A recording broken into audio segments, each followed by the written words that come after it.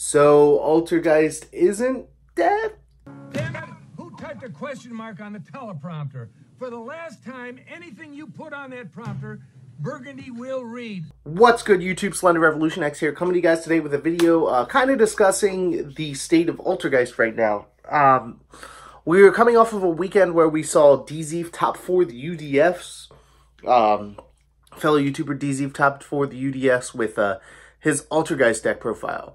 And I was a little shocked to see this, I'm not going to lie. I wasn't expecting to see Altergeist in the top 4, let alone see Thunder Dragon take it.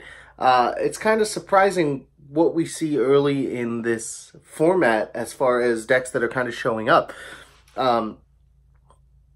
But to me, Altergeist was the most surprising, especially with Multifaker being at 1. I was personally thinking that deck wouldn't do anything, but as we kind of go and take a deeper look into the deck, it has a lot of the same characteristics that other decks that do well in this format have. First of which, in my opinion, being the deck can go first and secure a game. I think one of the big things in the game right now is winning the dice roll. A lot of time can secure you the match that you're going to be playing in. Basically win game 3, go second game 2, generally lose game 2 because, you know, a lot of the decks in the format right now are go first decks. You know, once you get that opportunity to go first, you are able to construct plays that secure the game for you early. And, you know, Altergeist does that well. A lot of the combo decks do that well. They do it in different ways, but the idea is still the same. And I think that that's something that shows that that deck can do what it did in the UDS. You know, if you win enough dice rolls, or if your opponent bricks enough, you know, the deck can really go off. You know, things like Multifaker still an insane card. Meluseek is an insane card in my opinion. You know, just being able to deal with problem cards, and I think that having that still at 3 mitigates the loss of Multifaker. And yes, having Multifaker at 1 does hurt the deck. But I think it hurts it in the way that you don't open it as often. Because bottom line is, you start getting a personal spoofing going, you resolve a Sangan, anything like that. Like, generally, if you go first, you can have it for your... I wouldn't say every time, but I'd say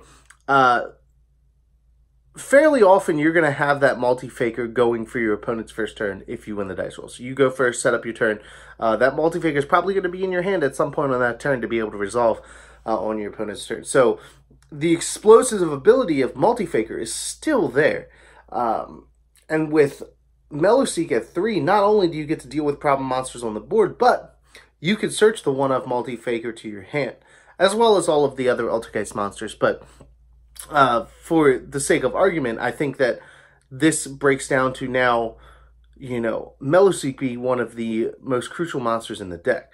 So I think that's one of the reasons that he did really well is, you know, it's essentially a stun deck, but it has a lot of longevity as far as being able to grind through turns, you know, and it's something that I have to say about the, like, Danger Crusadia deck, is if you, don't get me wrong, that board is very strong that they tend to build, but if you break that board, as long as you have follow-up plays for after that, you're pretty smooth sailing from there on out. Whereas, like, if you break the board of an Altergeist player, you know, what was that board? You know, we're talking, as far as monsters go, Hextia at most. Like, so unless the deck runs into a situation where you clear all of its back row, it's going to have a strong showing. I also like what he said about, you know, in situations where other decks bricked in his deck profile, he spoke about in situations where other decks bricked, he found himself in a going second situation that's essentially a going first situation. You know, you're able to still set up. And that's the issue, is if you brick against Altergeist, there's a very good chance that you're going to have back row. Protocol is very, very strong right now. Having the ability to negate monster effects in the game right now is probably paramount compared to other effects, unless you're playing Striker, in which you're going to be able to negate the spells, or if in, you know, Paleo, Altergeist, you're going to want to negate the traps. So, with all the combo decks running around and what we saw, I was really surprised to see Altergeist do as well as it did. And I think even the player himself was surprised to see it do well. Do I think it's going to do well in the upcoming format, like from here on out? That's questionable because as we see a lot of times early in formats like we have right now, a young format is going to have a lot of decks out there contending for that top spot. And in having that, a lot of tier 2 decks have the chance to show themselves and do well at events because the format isn't set. So I think that for the next couple weeks, if you're an Altergeist player, you may have the chance to get that event top, to get your invite early, and to really be successful in a young format. My personal beef with Altergeist right now is the fact that the cards that you need to build that deck is money spent that could have been used on a more competitive deck. If you don't have all the building blocks for Altergeist, don't get me wrong, the core, the Altergeist core itself is relatively inexpensive right now. But things like Pot of Extravagance and Infinite Impermanence really start testing your wallet as far as being able to play a tier 2 deck at a tier 1 price.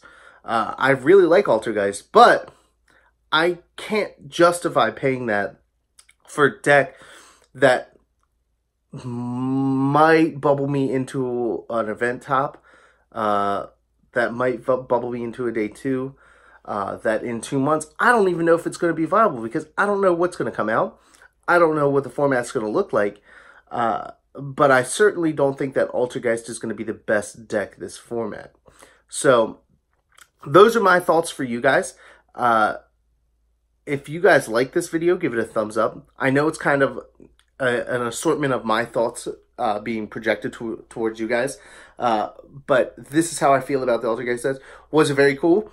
I think it was really cool to see it get a premier event top, and congratulations to DZ for doing so.